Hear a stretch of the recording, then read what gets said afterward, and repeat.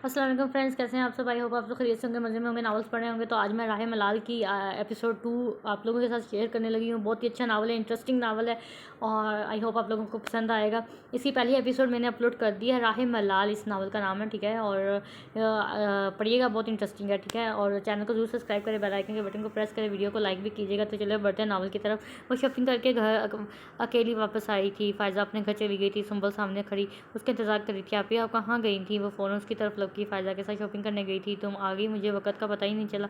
उसे shopping bag मेज़ पर रखते हुए कहा, वैसे हमारे पेपर्स कब से शुरू हो रहे हैं? 4 दिन बाद पहला पेपर है, उसने मुंह बसोर कर कहा। अच्छा, तो अब तुम कैद होने जा रही हो? कैद होने से मुराद? उसने सवालिया अंदाज से पूछा। कमरे में अब तुम कैद रहोगी, जब पेपर हो जाएंगे तभी तुम हमें मैसर मिलोगी। सही कह रही हैं आप। उसका मुंह बन गया। वो उसे अपनी चीज़ें दिखा रही थी। वो अपने ऑफिस में बैठी हुई थी और ख्यालों में सिर्फ हनीम का सोच रही थी। क्या उन्हें हनीम को मुल्तान ले जाना चाहिए? तभी पास पर एक मोबाइल पर फ़ोन आया और उन्होंने देखा और वो कुछ सोचने के बाद फ़ोन उठाया। अस्सलाम वालेकुम बीबी जान, उन्होंने सलाम किया था। जी मैं ठीक, आप कैसी हैं? वो और इधर सब कैसे हैं? उन्होंने सबकी खैरियत दरियाफ्त की थी। ना जाने आगे से क्या कहा गया था कि उसके चेहरे पर मुस्कुराहट तारी हो गई थी। जी ज़रूर, इंशाल्लाह। मैं माजरत चाहती हूँ बीजान, अब की बार ऐसा नहीं होगा। जी जी, खुदा हाफिज़। उन्होंने कॉल काटने के बाद फ़ायज़ा को कॉल मिलाई थी। हेलो, अस्सलाम वालेकुम फ़ायज़ा, तुम कहाँ हो?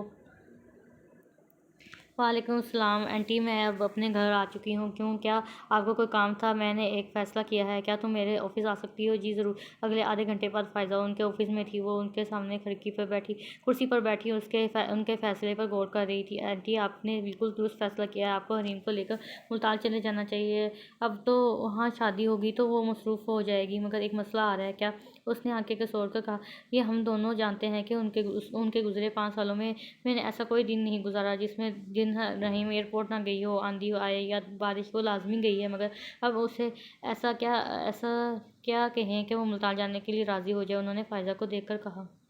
आंटी देखें, वहाँ जाना ज़रूरी चाहेगी। आखिर वो दाऊद रहमान का चेहरा हो। वो दाऊद रहमान को ढूंढने उसके शहर ज़रूर जाएगी और जब वो वहाँ जाएगी तो शादी में इतना मसरूफ़ हो जाएगी कि आप उसे वहाँ से पर अपने जान पहचान के लड़कों से मिलवाएगा। हो सकता है दाऊद रहमान का ख्याल उसके दिलो दिमाग से निकल जाए। और दूसरा, अगर वो मना करेगी तो मैं उसे कह दूँगी कि उसे दाऊद रहमान को ढूंढने जाना चाहिए। एयरपोर्ट के चक्कर लगाने से वो नहीं मिलेगा। और रही बात फिर एयरपोर्ट की, तो उसकी ज़िम्मेदारी मैं लेती हूँ। दाऊद रहमान को मैंने तस्वीर में देखा है, मैं उसे पहचान लूँगी। ये कहकर उसने एक लंबा सांस लिया और उसके चेहरे को भागौर देखा, जो अब मुतमैन लग रहा था।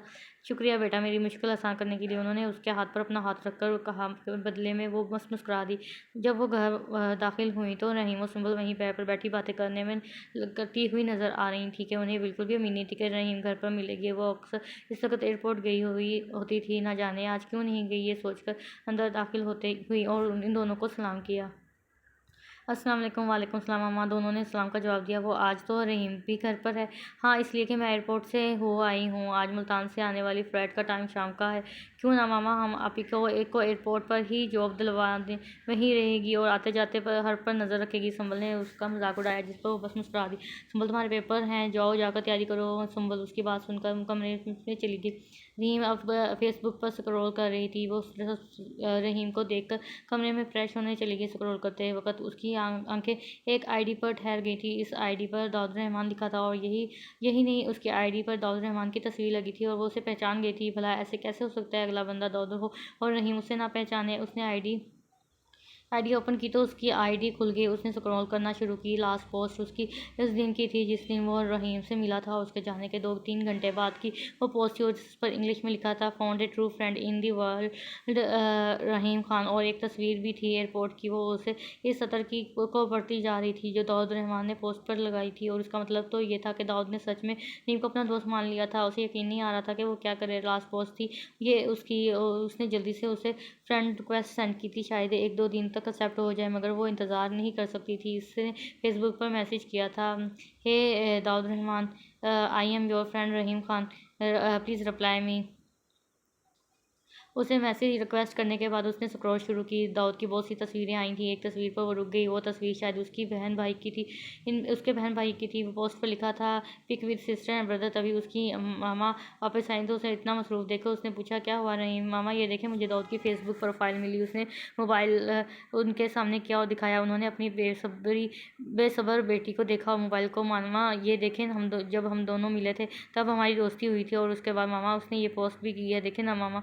वो मोबाइल को नहीं, अपनी बेटी को देख रही थी, देखें ना मामा।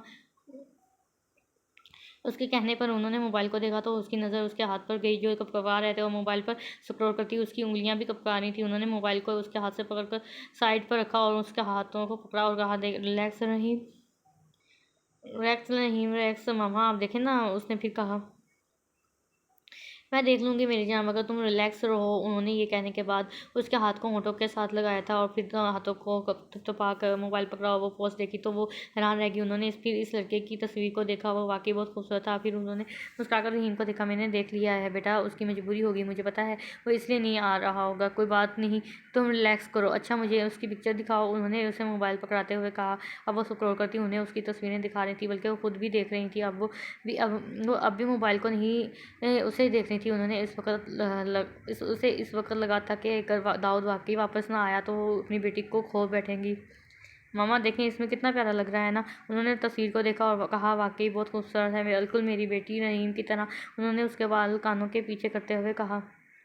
अगले दिन इतवार था तो वो आज घर पर ही थी और हर काम अपनी नज़रों के सामने करवा रही थी। मुलाजमों को कामों पर लगा रखा था। कोई किचन में खाना बना रहा था तो कोई सफाई वगैरह कर रहा था। सिंपल अपने कमरे में बैठी पेपर की तैयारी कर रही थी और रहीम अभी तक सो रही थी। रहीम उठने के बाद कमरे से बाहर निकली तो सबको काम करता देख अपनी मामा से पूछा, मामा आज इतनी तैयारियाँ क्यों हो रही हैं? आज बेटा खास मेहमान आ रहे हैं। अच्छा कहाँ से? उसने पूछा। मामा मुल्तान से। ये कहकर आगे बढ़ गई और रहीम खान वहीं जहाँ खड़ी थी वहीं खड़ी रह गई। वो बाहर फ्रेश होकर आई तो उसने ब्राउन कलर का कुर्ता जिस पर ब्लैक और गोल्डन धागे के काम हुआ था, ब्राउन पजामा और गले में ब्लैक कलर का दुपट्टा लिया हुआ था और बालों को हाफ कैचे में बांधा हुआ था और 2 लीटें माथे पर गिर रही थी। अभी उसने लॉन्च में कदम रखा ही था कि जब मेन गेट दरवाजे से कोई अंदर दाखिल हुआ। वो 3 लोग थे। वो उन्हें पहचानती थी। इकबाल अंकल दरमियानी उम्र के थे। उनकी बीवी शीज़ा और इकबाल अंकल की बहन सारा, वो तीनों मुल्तान से आए थे और उनको आता देखकर वो उनकी तरफ बढ़ी और सलाम किया। अस्सलाम वालेकुम। वालेकुम सलाम। ये हरीम है ना, बहुत बड़ी हो गई है ये। उन्होंने सलाम का जवाब देते हुए कहा। वो उन्हें डाइनिंग रूम में ले गई थी। अब वो भी उन्हीं के साथ बैठी हुई थी। वो तीनों मामा के से कुछ बातें कर रहे थे। वो बाहर खिड़की के पास लॉन में देख रही थी। महजबीन की अगले महीने की शादी की तारीख तय हुई है। फारिया और अज़फ़र की शादी में तो तुम लोग आए ही नहीं, इस बार ज़रूर आना। उसकी बात पर रहीम ने उन्हें देखा। फारिया और अज़फ़र की शादी वही थी जिस पर वो नहीं गई थी। नहीं, ज़रूर इस दफ़ा आएंगे, उसकी मामा ने सर हिलाते हुए कहा। आप सब आएगा, ये हरीम के साथ बैठी शीज़ा ने कहा था। जी हम सब ज़रूर आएंगे। हरीम को लगा उसने कुछ गलत सुना है। भला वो कैसे जा सकती थी? वो हरगिज़ नहीं जा पाएगी। वो बस ये सोच कर रह गई। ओ बी जान कैसी हैं? उन्होंने पूछा। वो बिल्कुल ठीक हैं, सारा ने कहा। वो खाना खाने के बाद चले गए। उन्होंने शायद कहीं और भी जाना था। वो तीनों कमरे में मौजूद थे जब उसकी माँ ने सुंबल से कहा, सुंबल तुम्हारे पेपर कब ख़त्म होने हैं? मेरे पेपर इस महीने की 20 तारीख को ख़त्म हो जाएंगे। उसने सोचने के बाद कहा, ठीक है फिर हम 22 तारीख को मुल्तान जा रहे हैं। मामा मैं नहीं जाऊँगी, अगर मैं गई तो वो पीछे एयरपोर्ट कौन ले जाएगा? रहीम तुम भी इतना चलना। रहीम उन्होंने उसे पुकारा तो वो ये कहकर कमरे से बाहर चली गई। नहीं मुझे नहीं जाना। अगला पूरा हफ्ता वैसे ही मामूल की तरह गुजरा। अलबत्ता इन तीनों में से किसी ने भी रहीम को मनाने की कोशिश नहीं की थी कि वो मुल्तान जाए और ना घर में उस बात का जिक्र छेड़ा था। ये दिसंबर की सर्द रात थी और 10 बजे के करीब छत पर ठहर रही थी जब उसे किसी ने आने का एहसास हुआ। उसने पलट कर देखा तो वो सिंबल थी। तुम यहाँ क्या कर रही हो? तुम्हारा पेपर है, जाओ याद करो। ये कहकर उसने मुँह सीधा किया और वो बाहर सड़क पर देखने लगी। मेरे 2 पेपर रह गए हैं और इनमें भी 2-3 दिन का गैप है। अभी मुझे आपसे बात करनी है। सिंबल ने उसे करीब खड़े होते हुए कहा। हाँ करो। रहीम बाहर सड़क पर ही देख रही थी। मैं आपसे चंद सवाल करूंगी, उनके जवाब मुझसे दीजिएगा अगर मुमकिन हो सके तो, हाँ या ना में। सुंबल ने उसे देखकर कहा था। अच्छा ठीक है पूछो। उसने एक लंबा सांस खारिज करने के बाद कहा। आप हमारे साथ मुल्तान नहीं जाएंगी? नहीं। क्यों? वहाँ चली गई और पीछे दाऊद आ गया तो फिर उसके लिए मेरा एयरपोर्ट जाना ज़रूरी है, ना कि मुल्तान जाना, ये जानते हुए भी कि दाऊद मुल्तान में रहता है। मालूम है आप दाऊद को एयरपोर्ट पर ढूंढने की बजाय अगर मुल्तान में ढूंढे तो वो मिल जाएगा। मुझे कुछ समझ नहीं आ रही, उसने बेबसी से कहा था। एक मशवरा दूँ? उसने सवालिया अंदाज से कहा। दो। ऐसा करें, आप मुल्तान चलें, वहाँ पर दाऊद को ढूंढने में मैं आपकी मदद करूँगी। दूसरा, जैसे रोज़ यहाँ एयरपोर्ट जाती हैं, इस तरह वहाँ पर आप रोज़ एयरपोर्ट चली जाइएगा, ये मालूम करके कि मुल्तान से लाहौर जाने वाली फ़्लाइट की क्या टाइमिंग है, और इस वक्त चली जाइएगा। दाऊद लाहौर मुल्तान से ही आएगा ना। उसने ये कहकर लंबा सांस लिया। मैं सोच कर बताऊँगी। रहीम ने उसकी बात गौर से सुनने के बाद कहा, शुक्र है उसने सोचने का इरादा तो किया, अब हाँ भी कर लेगी। उसने सुख का सांस लिया था। अगले 2 रोज़ भी यूं ही गुजर गए थे। उसने कोई जवाब नहीं दिया था। वो एयरपोर्ट से होकर अभी आई थी कि घर पर मामा सुंबल भी थी। उसने इन दोनों के साथ मिलकर डिनर किया और इशा की नमाज़ अदा करने लगी। वो नमाज़ अदा कर रही थी जब वो इसके पास आकर बैठी, और कई लम्हे वो इसे इसी तरह देखती रही। बहुत बदल गई थी वो। ये उन्होंने दिल में सोचा था। उसने सलाम फेरने के बाद दुआ के लिए हाथ उठाए। दुआ मांगने के बाद उसने नमाज पर बैठे बैठे ही अपनी माँ की तरफ देखा। आज उन्होंने उससे ये नहीं पूछा था कि उसने दुआ में क्या मांगा। वो जवाब पहले ही से जानती थी, इसलिए खामोशी रही। तभी रहीम बोली, मामा, अगर कोई चीज़ आपको मांगने पर भी ना मिल रही हो तो क्या करना चाहिए? सब्र मांग लेना चाहिए। अच्छा, सब्र कर लेना चाहिए, कर लेना बहुत आसान है। उसने मुस्कुराकर सवाल किया था। हरगिज़ नहीं, सब्र करना बहुत मुश्किल है, इसलिए तो कह रही हूँ सब्र मांग लेना चाहिए, मांगने पर मिल जाएगा। अगर सब्र की दुआ भी पहले वाली दुआ की तरह रद्द हो गई तो? सब्र की दुआ कभी रद्द नहीं होती। सब्र इंसान बहुत बेबस होने के बाद मांगता है। किसी शख्स को भी तो हम बेबस होकर मांगते हैं ना, क्योंकि वो भुलाया नहीं जाता। सही कह रही हो। भूलने की दवा भी तो हम नहीं मांगते, मगर उसे तो मांगते हैं ना, जो हमें दे, जो हमें चाहिए हो। नहीं, उन्होंने बस इसे उसे पुकारा, बेटा सब्र की दुआ मांगो, क्योंकि सब्र कर लेना चाहिए। आगे की ज़िंदगी आसान हो जाती है। सब्र के बाद की ज़िंदगी कैसे आसान हो जाती है? जब सब्र आ जाए तो क्या हमें मिल रहा है, क्या हमसे छीन रहा है? कोई क्या कह रहा है, क्या जो मर्ज़ी हो रहा है, हमें इससे फ़र्क नहीं पड़ता। यही पहली शर्त होती है ज़िंदगी आसान की। चंद लम्हे दोनों के दरमियान खामोशी हाय रही। फिर हरीम ने इस बात में सर हिलाकर कहा, मैं मुल्तान चलूँगी आपके साथ। वो इसके इन अल्फाज़ों पर उन्होंने खुदा का शुक्र अदा किया। वो छत पर टहलने के साथ साथ मोबाइल भी में लगी हुई। उसके व्हाट्सएप, फेसबुक, टेक्स्ट मैसेज, उसने हर जगह दाऊद को मैसेज करके अपने मुल्तान आने की इत्तला दी थी, जहाँ जहाँ तक उसकी रसाई थी। मगर जहाँ पहले मैसेजेस का कोई जवाब नहीं आया था, वहाँ पर इस मैसेज का भी जवाब नहीं आया था। वो दिन ब दिन और खामोश होती जा रही थी, और उसकी खामोशी उसकी माँ को बहुत चुभती थी। वो बैठे बैठे ही खो जाया करती थी। अब तो फ़ायदा भी उसे कहा करती थी, तुम बहुत बदल गई हो, तुम पहले जैसा हंसना करती थी, अब नहीं हंसती हो। वो कह देती थी, हंसती हो तो, मगर सिर्फ दाऊद और रहमान की बातें याद आने पर। और फ़ायज़ा तंग आकर उससे कहा करती थी, बस करो, यहाँ हम दोनों की बात हो रही है। दाऊद को क्यों घसीट के लाई हो? उसे भूल जाओ। वो कहती थी, हरीम खान खुद को भूल जाएगी, मगर दाऊद रहमान उसे हमेशा याद रहेगा। और फ़ायज़ा अब देख भी रही थी कि रहीम खान खुद को भूलती जा रही थी और दाऊद रहमान को ही बस याद रखा करती थी। आप मुझसे मोहब्बत करती हैं? सुनहरी आंखों वाले लड़के ने उससे पूछा था। हाँ, करती हूँ, उसने भी डटाई के साथ जवाब दिया था। मुझे नहीं लगता, लड़के ने इससे पीठ फेर कर कहा। क्यों नहीं लगता? क्योंकि हम जिनसे मोहब्बत करते हैं ना, उसका हुक्म सर आंखों पर रखते हैं। वो इसकी बात पर हंसी। और मैंने आपका कौन सा हुक्म नहीं माना? मैंने कहा था रोना मत, और आप तो रो रही हैं। ये कहकर वो आगे बढ़ गया। जिससे मुलाकात का वक़्त ख़त्म हुआ हो और स्याह अंधेरे के पीछे गायब होता चला गया हो, उसने बेसाख्ता उसे आवाज़ लगाई, दाऊद। वो दाऊद नाम पुकारते हुए उठी तो उसे मालूम हुआ वो ख्वाब देख रही थी। तो अब दाऊद रहमान उसके ख्वाबों में भी आने लगा था। वो फ़ायदा के साथ पार्क में बैठी थी जब उसने कहा, मैं तुमसे आखिरी बार मिलने आई हूँ। आखिरी बार क्यों? वो क्या अब दोबारा नहीं मिलने आओगी? फ़ायदा ने उसे देखकर कहा। इसकी आंखें घास पर झुकी हुई थीं। वो गमगीन लग रही थी। नहीं, मुल्तान से आने के बाद मिलूंगी मैं तुमसे दोबारा। तो ये कहो ना कि मुल्तान जाने से पहले मिलने आई हो। ये क्यों कि आखिरी बार मिलने आई हूँ? फ़ायदा ने खुशी का इजहार किया।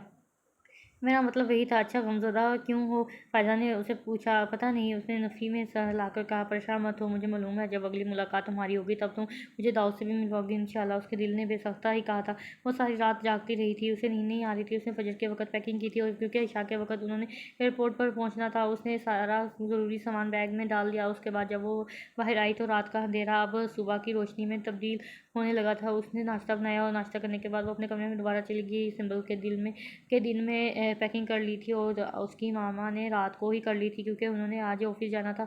हो सके वक्त घर आई थी। घर में लॉक्स लगाने के बाद वो एयरपोर्ट के लिए रवाना हो चुकी थी। सारे रास्ते वो खामोश रही थी। एयरपोर्ट पर जाकर वो उसी बेंच पे बैठी जहाँ वो और दाऊद पहली बार बैठे थे। वो काफ़ी देर तक इस जगह को तकती रही, फिर उसकी नज़र इस जगह पर गई जहाँ खड़े होकर उसने आने का वादा किया था। फिर उसकी नज़र चेकिंग एरिया के दरवाजे पर पड़ी जहाँ दाऊद ने रुक कर अब आखिरी नज़र उसे देखा था। उसका दिल डूब कर उठ रहा था। तभी सुंबल ने उसे हिलाया था और कहा, आप ही चलें अब। चेकिंग एरिया के अंदर जाते जाते वो एक पल को रुकी। वहीं पर खड़े होकर उसने इस जगह को देखा था जहाँ वो खड़ी थी। क्या दाऊद को यहाँ खड़े होकर उसकी आंखों की नमी नज़र आई होगी? और फिर वो दरवाजे के पास चली गई। एयरप्लेन पर बैठकर उसने फिर एक नज़र पीछे इस जगह पर झांक कर देखा जहां उसने खड़े होकर दाऊद का प्लेन फ्लाइट करते हुए देखा था। बहुत कुछ था जो इस वक्त याद आया था।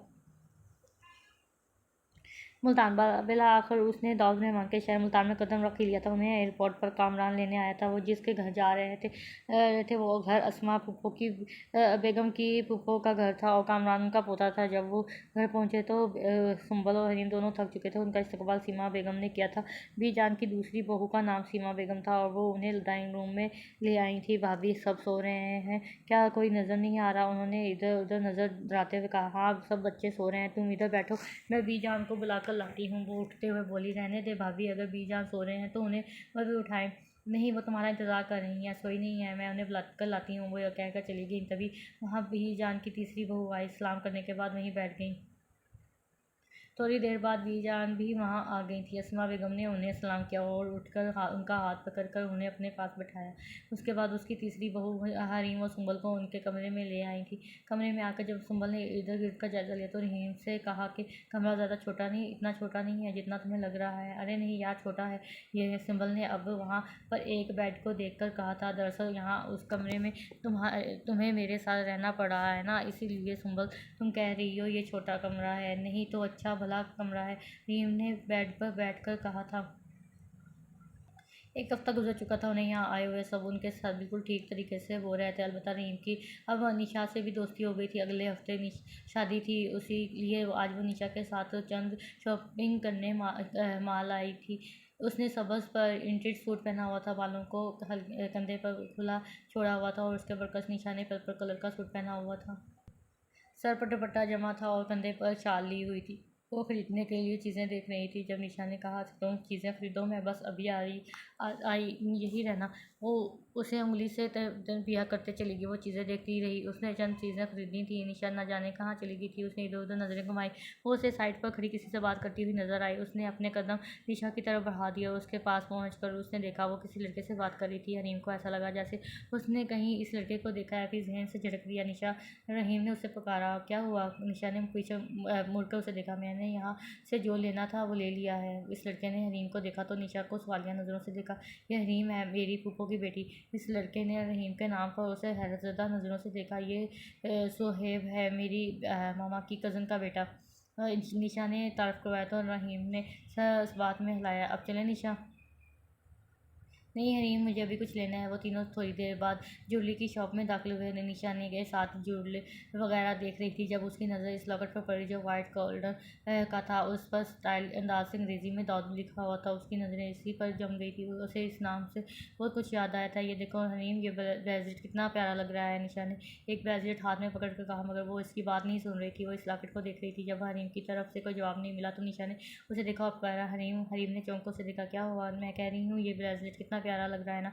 हाँ, अच्छा लग रहा है। सोहेब भी उन दोनों के साथ था और निशा ने वो ब्रेसलेट खरीद लिया और अब वो दूसरी साइड से ईयररिंग देख रही थी। वो दोपहर में किचन आई तो वो वहाँ सारा खड़ी थी। वहीं वो काफ़ी देर तक खड़ी उसे देखती रही। उन्होंने जब उसे मुसलसल खुद को देखते पाया तो पूछा, क्या हुआ? कुछ नहीं, उसने सफ़ी में सर हिला दिया। फिर उससे पूछा, आपने शादी क्यों नहीं की? उन्होंने उसे देखा और फिर कहा, तन्हा रहने की आदत हो गई थी इसलिए। ये कहकर वो किचन से जाने लगी थी। जब उसकी बात पर वो दोबारा रुकी, तन्हा रहने की आदत तो मुझे भी है, तो क्या मैं शादी भी ना करूँ? तन्हा रहना तो बस एक बहाना है, वरना मोहब्बत के असूलों में एक असूल ये भी है कि अगर वो शख्स जिसके साथ सारी ज़िंदगी जीने के ख्वाब देखे हों उसका मिलना नामुमकिन हो जाए तो मोहब्बत करने वालों में इतनी ज़रूरत नहीं होनी चाहिए कि वो किसी और को निगाह उठाकर देखें और फिर उसके साथ ज़िंदगी गुजारने लगे। वो ये कहकर चली गई थी। पीछे वो सुन खड़ी रह गई थी। आज घर में महजबीन की मायो थी।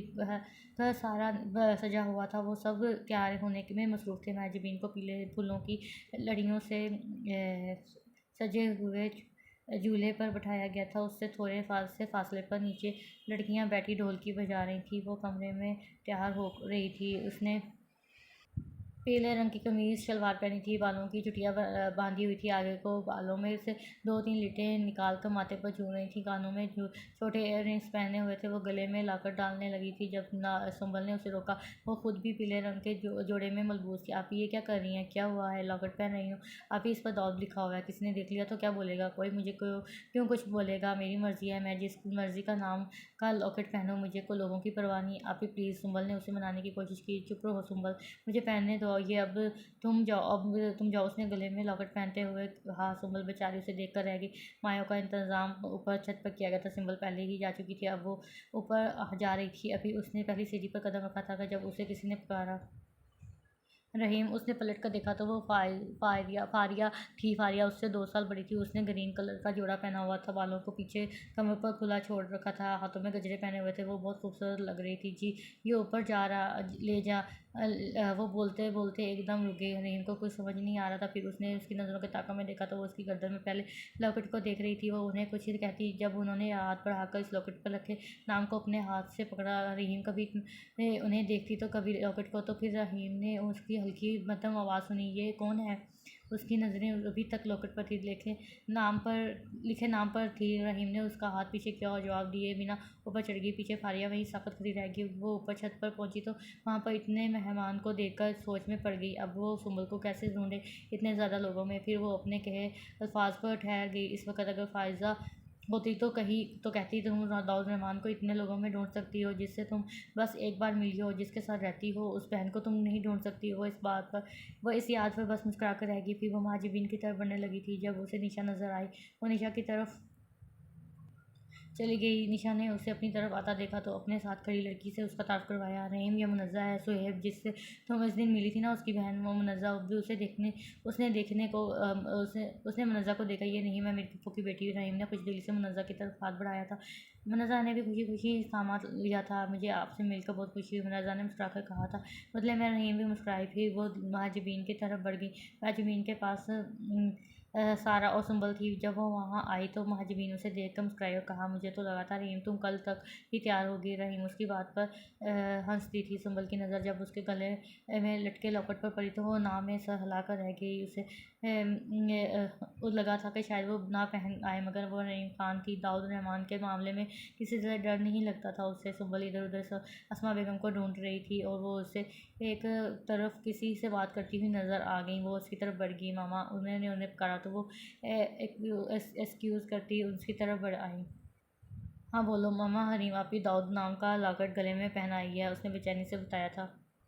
क्या कह रही हो? ये लड़की मरवाएगी। जब से वो यहाँ आई है एक दिन भी मैंने इसके मुंह से दाऊद का नाम नहीं सुना। मुझे लगा था वो ठीक हो जाएगी, दाऊद को भूल जाए रही है, मगर आज लॉकेट पहनकर उसने मेरे सर पर धमाका किया है। गलती से अगर वो लॉकेट भी जान ने देख लिया तो हम गए। उन्होंने उसके साथ चलते हुए कहा। जब वो रहीम के पास पहुंची तो वो मैजबीन को अपटन लगा रही थी। उन्होंने रहीम का हाथ पकड़ा था और वो लगाते लगाते एकदम रुक गई थी। फिर अपनी माँ को देखा। उसकी माँ उसका हाथ पकड़े नीचे ले आई थी। किसी ने उस बात का नोटिस नहीं लिया था। वो उसे नीचे ले आई थी और कमरे में ले गई। रहीम बेटा, तुम क्यों ये लॉकेट पहन आई हो? उन्होंने बेबसी से उसे देखते कहा था। मामा क्या हो गया है?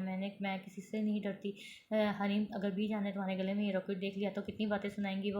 मामा मुझे फ़र्क नहीं पड़ता, प्लीज़। जा रही है यहाँ पे ये ना एपिसोड 2 ख़त्म हो रही है। पहली एपिसोड मैंने अपलोड कर दी है, अभी दूसरी एपिसोड करने लगी हूँ अपलोड। और जैसे जैसे एपिसोड आती जाएंगी मैं अपलोड करती जाऊँगी। तो बहुत ही इंटरेस्टिंग नावल है। आई होप आप लोगों को भी पसंद आएगा। तो प्लीज़ चैनल को ज़रूर सब्सक्राइब करें, बेल आइकन के बटन को प्रेस करें ताकि मैं जो भी नावल अपलोड करूँ ना उसकी नोटिफिकेशन आपको मिल जाए। और वीडियो को लाइक भी कीजिएगा। तो